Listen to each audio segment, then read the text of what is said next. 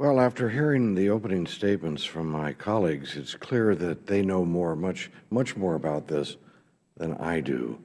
And so I will be listening intently and expanding my level of understanding of the facts of what's been going on. I do know American history, however, and I do know that the bloodiest war that we ever had was with each other. And I don't think we should ever forget that. And in fact, at the end of that war, we had President Lincoln, who was inaugurated here at the Capitol for his second inauguration. And he used the famous phrase, "with malice towards none and charity for all." Unfortunately, one of those attending his second inaugural was John Wilkes Booth. There's a picture of him watching Lincoln being sworn in. My reading of American history is that it was our treatment of our insistence of justice being done that created about 100 years of animosity between the North and the South. Had both of our sides decided that they would join each other in remorse over such a slaughter of innocent lives and of fellow Americans, perhaps that would have been different. And so as we listen to what's going on in Ireland today, I'm hoping that we hear with malice towards none and charity for all, rather than let's find out who did what to whom and punish them now for what they did 10 or 20 years ago, and we're not going to make peace until that happens.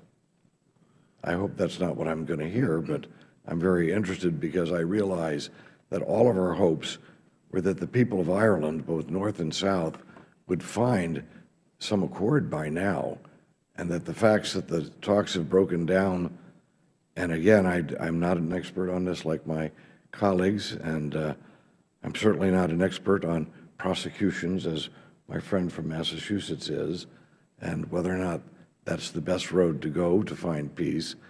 But it does seem to me if the issue of a flag is significant here or not. And is this the reason that we have this breakdown? Also, I remember, I worked for the greatest Irish-American president, as you know.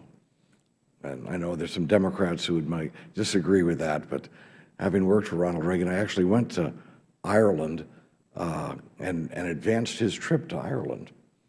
And it was one of the great occasions of my life. I spent a couple weeks there and visiting Ballyporeen and all these places where the old Reagans used to go. And I will have to tell you that one of the things that I learned, there were a lot of Protestants there that I met. And not one Protestant during that time complained to me that he was being discriminated against in the regular part of Ireland.